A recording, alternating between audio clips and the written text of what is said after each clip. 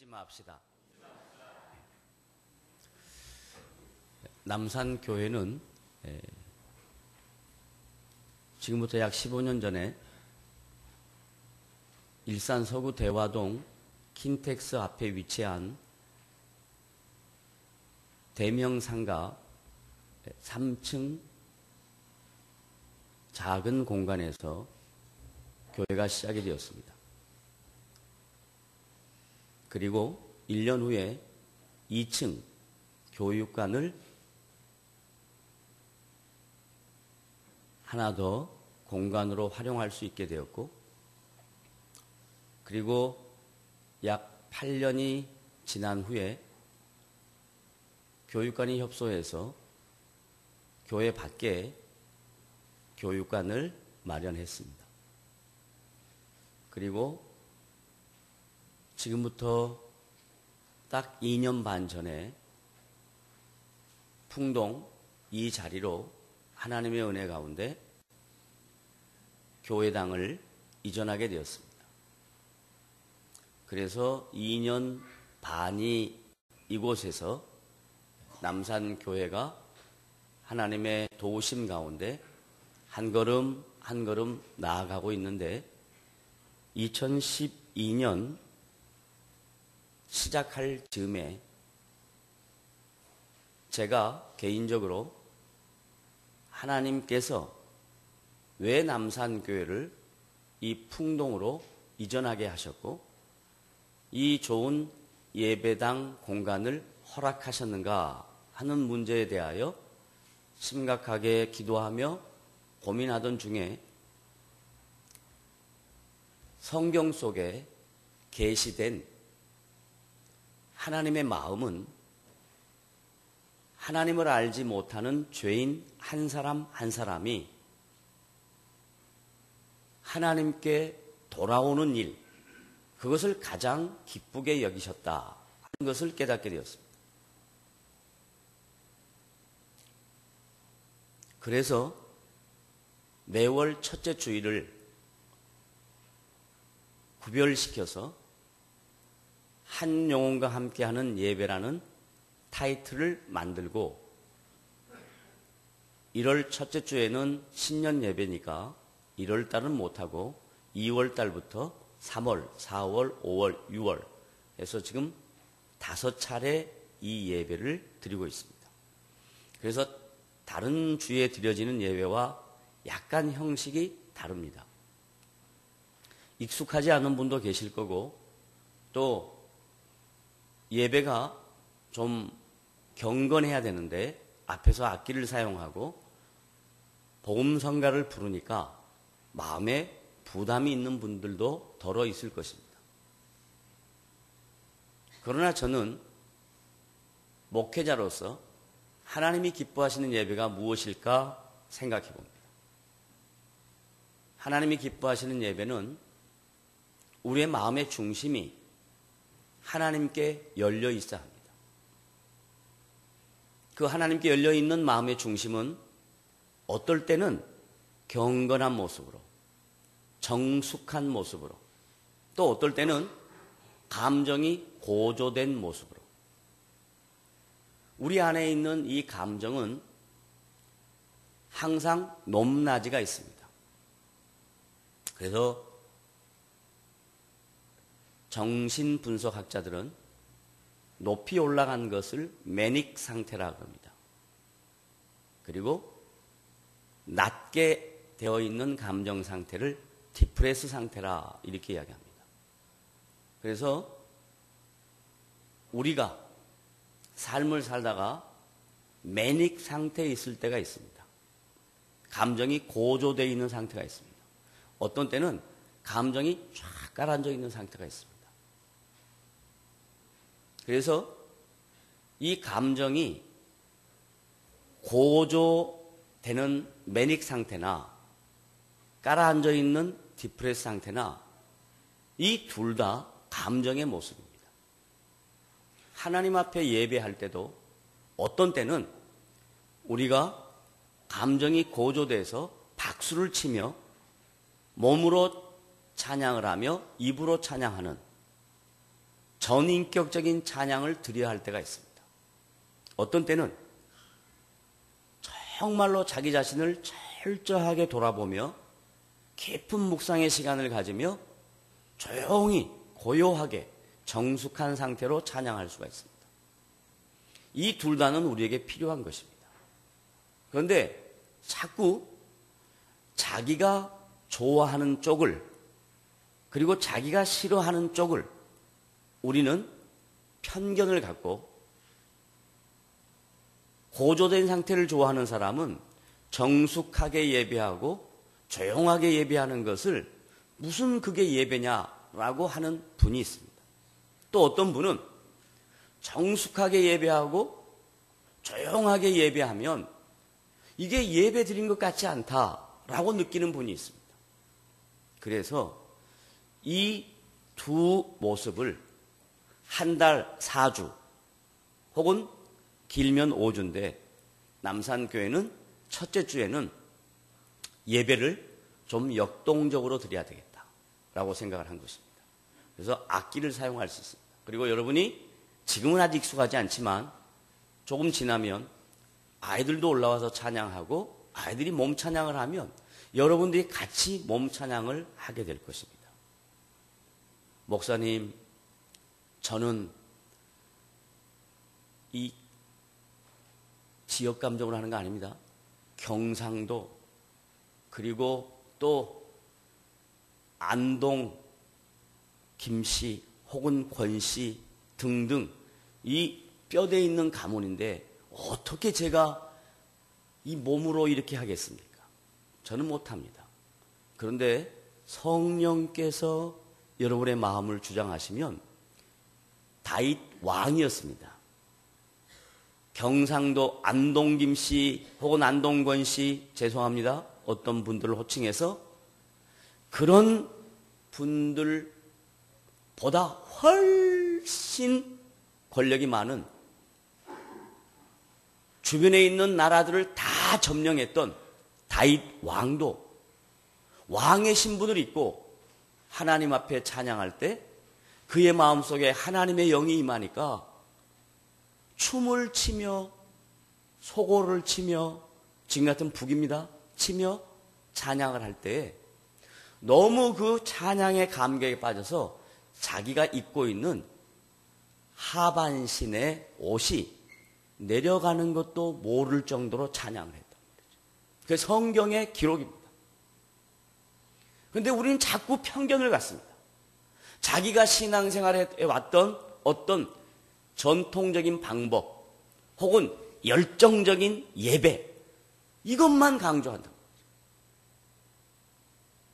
어떤 때는 열정이 있어야 합니다. 어떨 때는 전통적으로 예배를 드려야 합니다. 그래서 이 두 가지 균형이 우리 예배에 꼭 필요하다 생각이 들어서 매월 첫째 주일에는 앞으로 찬양할 때 몸 찬양도 할 것입니다. 제가 몸 찬양을 하기 위해서 지난 한 주 주일 예배를 빼고 중국의 위에 산동성 위에 지역에 다녀왔는데 그 산동성 위에 지역에 저희 교회에서 약 10여 년 섬겼던 박동익 목사님, 지금은 선교사님으로 위에 가서 언어 연수 중에 있습니다만은 그 집 식구들과 함께 또 다른 주변에 있는 선교사님과 함께 저녁 식사를 했습니다. 그래서 20여 명이 모여서 식사를 하는데 박동익 선교사님의 딸 아영이가 이제 3살 갓 넘었습니다.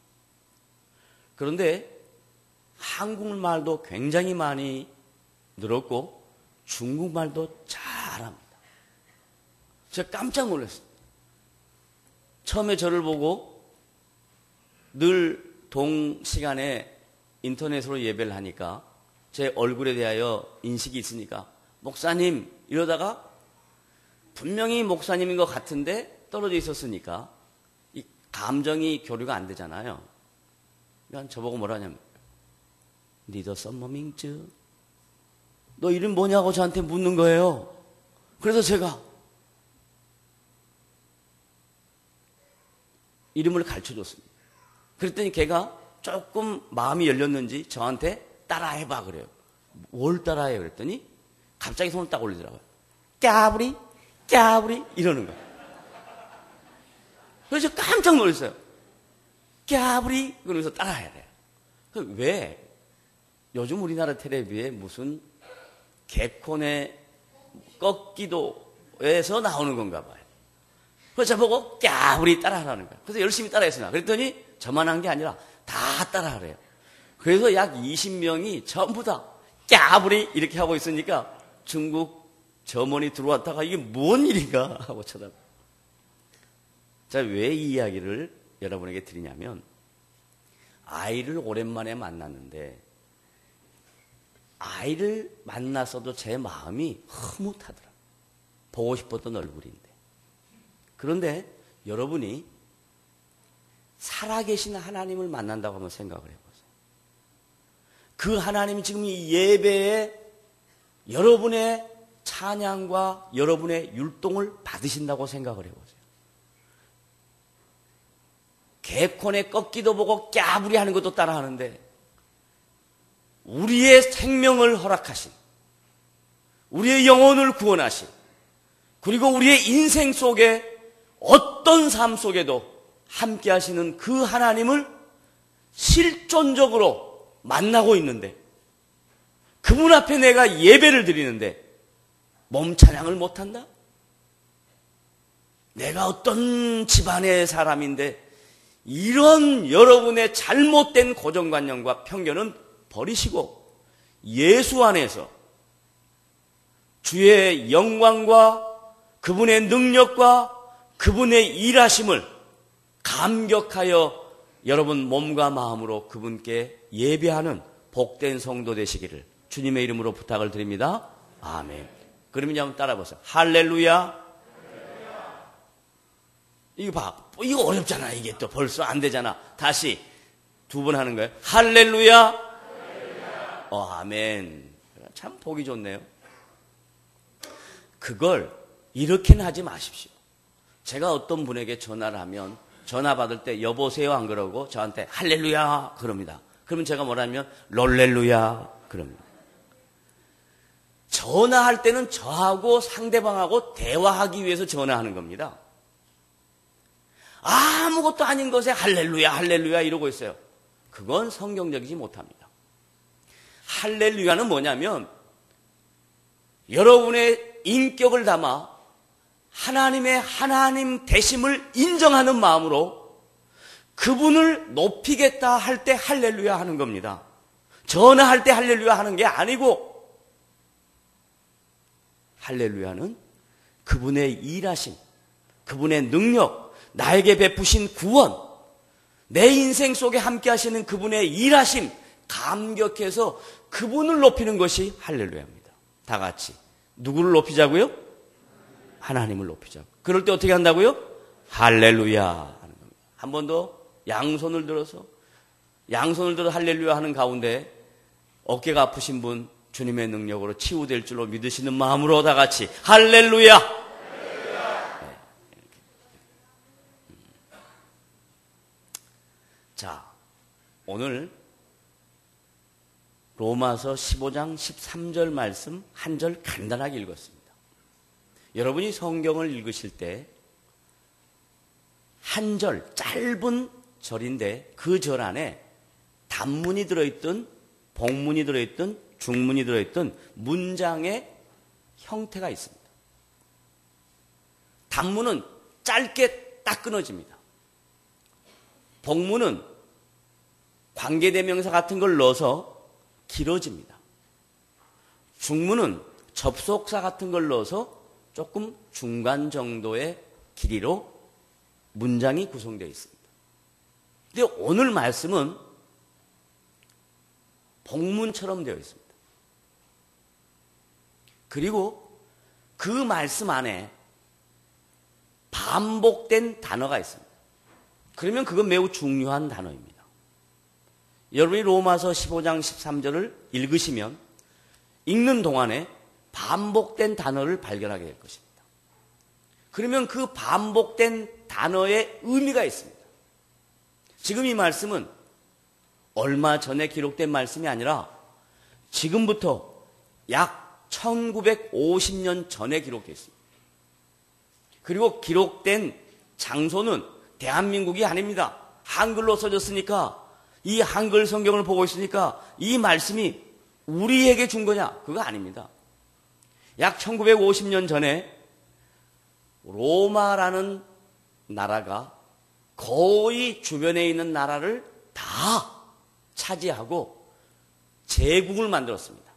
여러 나라들을 자기 나라 아래다가 두고 마음껏 다스렸습니다. 그래서 이 로마 제국의 제일 높으신 분을 황제라 이렇게 해요. 황제. 근데 이 황제들이 모두 다 인간의 본성을 갖고 있으니까 이 인간의 본성은 높아지면 높아질수록 낮아지는 연습을 해야 되는데, 타락한 인간의 본성은 높아지면 높아질수록 더 높아지려고 합니다. 그게 성경의 바벨탑 사건입니다. 인간에게 손재주가 있습니다. 인간에게 기술이 있습니다. 인간이 할 수 있는 역량이 있습니다. 그러니까 이 인간들이 탑을 쌓기 시작하는데, 탑을 쌓을 때 이 탑을 얼마나 높이 쌓을까? 이것이 탑을 쌓는 목적이 아니었고, 탑을 쌓아서 하나님처럼 높아보자라는 거예요. 다른 말로 말하면 타락한 인간의 본성 안에는 인간이 피조물인 것을 잊고 피조물인 인간이 조물주가 되려고 합니다. 창조주가 되려고 합니다. 이걸 이름하여 죄성이라 이렇게 얘기합니다. 로마 황제가 다른 나라를 지배하니까, 그리고 그 나라를 다 통치하면서 자기를 황제라고 일컬어주니까 자기 위에 다른 사람이 없거든요. 그러니까 마치 자기가 신이 된 것처럼 착각을 합니다. 나는 신이다, 신. 그런 상황 속에 살고 있는 그리스도인이 있습니다. 기독교인은 하나님 외에 다른 신을 용납하지 않습니다. 하나님만이 창조주라고 인정합니다. 어느 누구도, 아무리 훌륭한 사람도, 아무리 능력이 많은 사람도 로마 황제란다 할지라도 신이 될 수가 없습니다. 그러니까 황제를 다른 모든 사람들은 신격화해서 인정해 주는데, 기독교인만 유독 소수의 무리인데도 불구하고 그 소수의 무리가 황제의 신격화를 인정하지 않습니다. 그러니까 채찍을 가합니다. 핍박과 환난과 고통을 만납니다. 여러분, 인생을 살아가면서 자기의 삶 속에 어려움이 없는 인생 아무도 없습니다. 나는 인생을 살아가는데 무엇이든지 다 할 수 있다 하는 사람 아무도 없습니다. 그러니까 인간은 본질적으로 유한한 존재라는 것을 다 압니다. 그것을 빨리 알면 알수록 복음과 하나님의 말씀 앞에 가까워질 수 있습니다.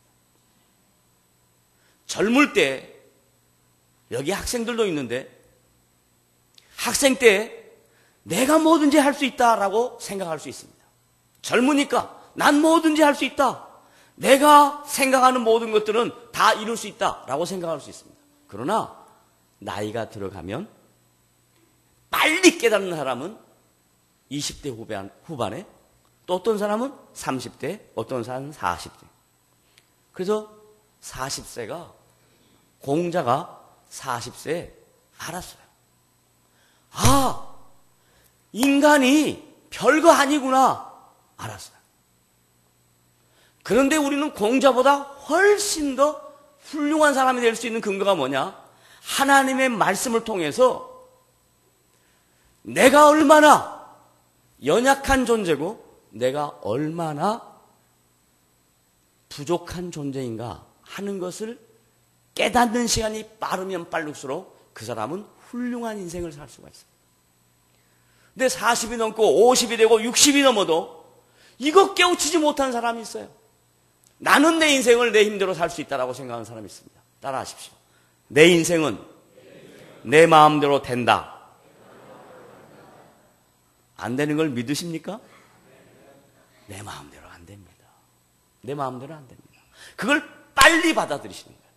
그걸 빨리 받아들이면 어떤 반응이 나오냐면, 그러면 내 인생이 내 마음대로 안 된다는 걸 알면 누군가의 도움을 구해야 되겠는데, 누군가에게 의지해야 되겠는데, 누군가에게 신뢰해야 되겠는데, 의지해야 될 대상, 신뢰해야 될 대상은 인간이 만들어낸 고안된 신이 아니라 스스로 계신 신. 하나님은 자기 자신을 가리켜 출애굽기 3장 14절에 나는 스스로 있는 자니라 그럽니다. 다 같이 따라합시다. 나는 스스로 있는 자니라. 누가? 하나님이. 그런데 이 세상에 있는 모든 종교는 스스로 있는 신이 아니고 다 인간들이 만들어낸 신입니다.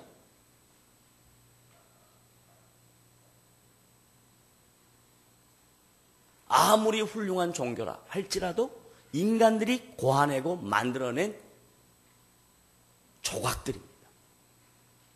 그걸 이름하여 우상이라 이렇게 얘기합니다. 그래서 사도 바울은 로마 교회 성도들에게 그렇게 스스로 계신 그분만을 의지하고 황제를 신이라고 인정하지 않고 신앙생활을 하다 보니까 다양한 어려움을 겪는데, 어려움을 겪으니까 여러분이 인생을 살면서 어려움을 당하면 소망이 없습니다. 헤어나가야 할 방법을 잘 모릅니다. 그때 나타나는 현상이 어떠냐? 포기하려고 합니다. A 될 대로 되라 하고 포기하고 싶습니다. 그런데 로마에 있었던 초대교회 성도들은 그렇게 어려운 핍박이 있었고 다양한 삶의 고통이 있어도 그들은 포기하지 않았습니다. 그들은 실망하지 않았습니다. 그들은 좌절하지 않았습니다. 왜? 그 이유는 사도 바울이 오늘 로마서 15장 13절에 말한 것처럼 하나님이 계시는데 그 하나님이 소망의 하나님이다. 소망의 하나님. 다양한 인생의 어려움을, 나의 가는 앞길에 있는 모든 장애물들을 해결하고 도와줄 수 있는 분, 그분을 소망의 하나님이다 라고 묘사하는 거예요. 로마교회 초대교회 성도들이 다양한 어려움 속에서 그 어려움을 헤쳐나갈 수 있도록 도우시는 분을 소망의 하나님이다 이렇게 하겠습니다. 여러분의 인생 속에 있는 어려움을 헤쳐나갈 수 있도록 도와주시는 분이 누구시라고요? 아니, 어떤 하나님? 소망의 하나님. 소망이라는 단어를 머릿속에 두자 이 말이에요. 그런데 여러분 지금 여기 휠체어 타고 계신 분들은 처음 태어날 때부터 휠체어 탄 거 아닙니다. 살다가 후천적으로 그리고 병이 생겨서 이렇게 휠체어를 의지합니다. 그런데 이인강 교수라고 실존 인물입니다. 서울대 수학과 교수였고 지금은 카이스트 박사입니다. 이분이 40대 후반의 사람인데 태어나서 돌되기 전에 고열에 시달려서 병원을 갔더니 병원에서 고칠 수가 없다. 그래서 하반신 마비가 된, 소위 속된 표현으로 안진뱅이의 인생을 시작을 했어요. 근데 경상도 분인데 집이 너무너무 가난했습니다. 그리고 형제가 많습니다.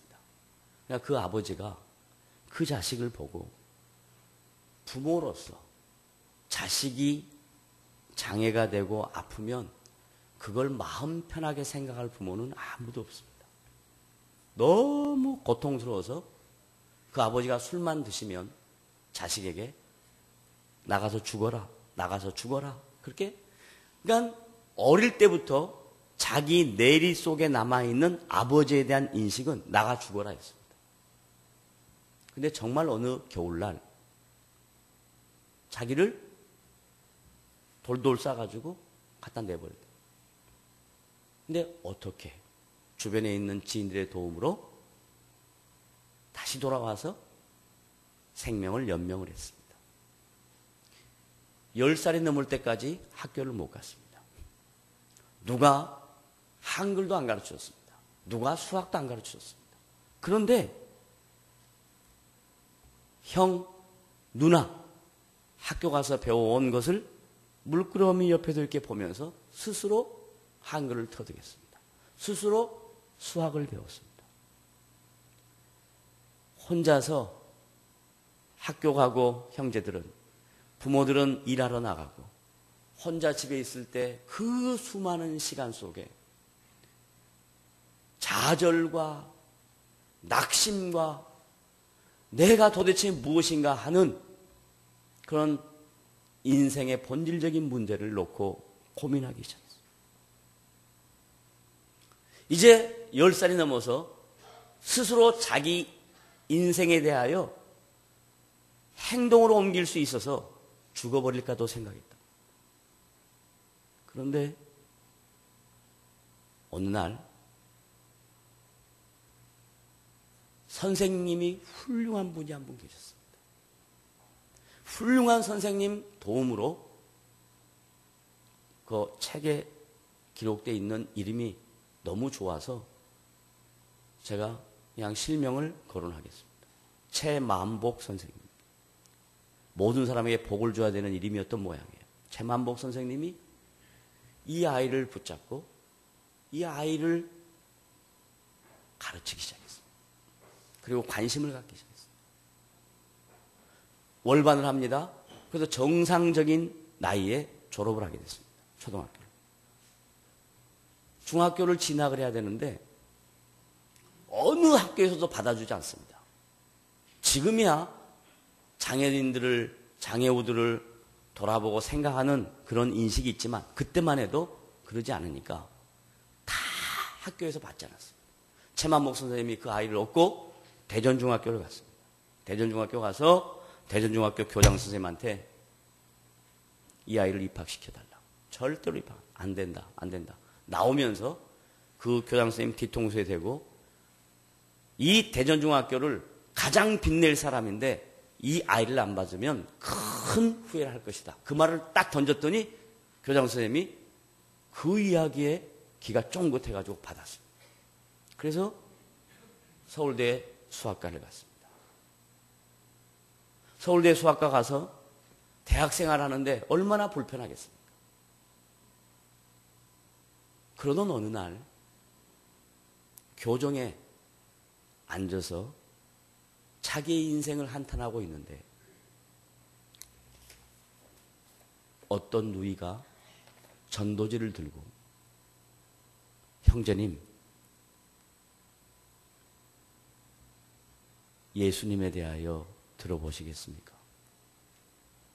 처음에 자기 마음속에 예수 아니라 예수 할아버지라도 싫다.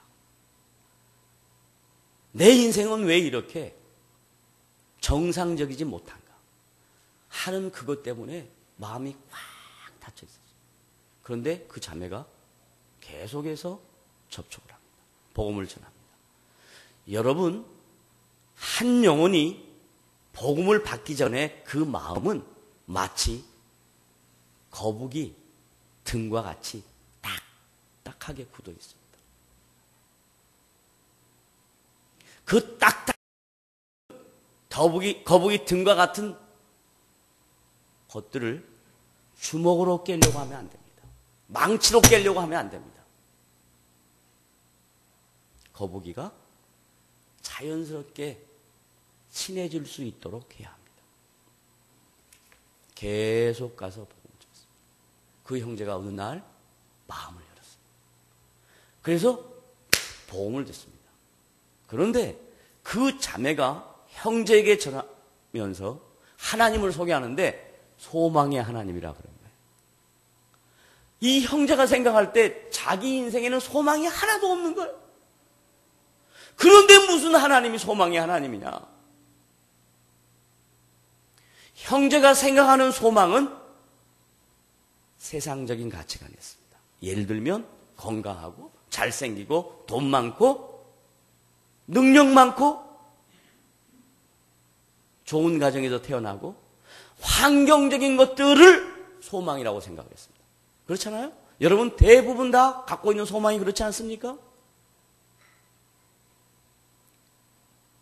편안한 것, 넉넉한 것, 즐길 수 있는 것, 누릴 수 있는 것, 다스릴 수 있는 것, 이런 것들을 소망이라고 생각했습니다.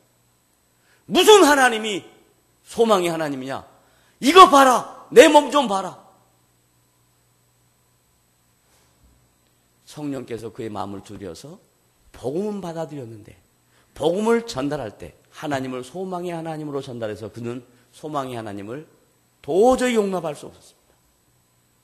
그러던 어느 날 갑자기 자기가 하반신 마비가 될 때 고열이 된 것처럼 큰 병이 또 왔습니다. 폐 질환이 왔습니다. 그래서 병원에 가가지고 치료받아야 되는데 치료받을 만한 경제적 형편도 안 되고 한 번 가서 수술했는데 수술이 안 됐습니다. 낫지는 않았습니다. 또 재발을 했습니다. 제대로 못 먹고 서울대 앞에 고시촌에서 사는데 뭘 어떻게 제대로 챙겨 먹겠습니까? 또 병이 왔습니다. 수술을 해야 되는데 수술할 방법이 없습니다. 그러던 어느 날 이렇게 죽으나 저렇게 죽으나 좋다. 하나님께 한번 매달려보자 하고 금식을 하기 시작했습니다. 금식을 하는데 여러분 금식한다는 것은 밥을 안 먹는다 이것이 아닙니다. 음식을 안 먹는다 이것이 아닙니다. 금식한다는 것은 내 생명을 하나님께 맡긴다. 이거. 다시 따라합시다. 금식은 밥을 안 먹는 것이다. 근데 우리는 대부분 금식을 어떻게 하냐면 밥을 안 먹는 걸로 생각하는 거예요. 몇 끼 안 먹으면 되는 걸로 생각하는 거예요. 그거 아닙니다. 인생은 이 육체는 먹어야 삽니다. 근데 음식을 끊겠다. 이 말은 내가 이 음식 안 먹어도 하나님이 내 인생을 지킬 것이다라는 믿음으로 하는 것이 금식입니다. 그래서 이 금식을 했는데 40일 만에 하나님이 깨끗하게 치유하게 하시고 자기 안에 소망을 주셨습니다. 그 전의 소망은 자매한테 들을 때 소망은 세상적인 것이었습니다. 그런데 금식하고 난 다음에 인격적인 하나님을 만나고 난 다음 그에게 있는 소망은 세상적인 것이 아니었고 나를 통해서 세상 속에 이루려고 하시는 하나님의 계획이 무엇인가를 깨닫는 순간 그것이 그에게 소망이 되었습니다. 그래서 서울대를 마치고 미국의 대학원으로 가고 박사 과정을 마치고 그 가운데 훌륭한 하나님이 준비하시는 음악을 전공한 독일에서 훌륭하게 음악을 전공한 자매님하고 편지를 통해서 서로 감정을 나누다가 만나게 되고 그리고 그 자매가 그런 형제의 모습을 보고도 그리스도 안에서 따뜻하게 연합하여 한 가정을 꾸리게 되고 자녀를 낳았습니다. 이인강 교수가 쓴 기쁨의 공식이라는 책 속에서 저는 뭘 발견했느냐? 성경 속에 나타난 소망의 하나님은 이인강 교수에게만 소망의 하나님이 아니라 오늘 이 자리에 와 예배하는 여러분 모두에게 하나님은 소망의 하나님이신 줄로 믿으시기를 바랍니다. 그런데 문제는 그 소망을 세속적인 것에 두니까 여러분의 가치관이 흔들리는 겁니다. 여러분이 소망의 하나님을 하나님이 나 같은 사람을 통해서 이 세상 속에서 이루려고 하시는 일이 뭔가 그걸로 바꾸게 되면, 여러분의 가치관의 전이가 생기면 그때부터 여러분의 마음속에 소망의 하나님이 자리 잡게 됩니다. 그러면 그 안에 뭐가 생기냐? 기쁨이 생깁니다. 그러면 그 안에 뭐가 생기냐? 평안이 생깁니다.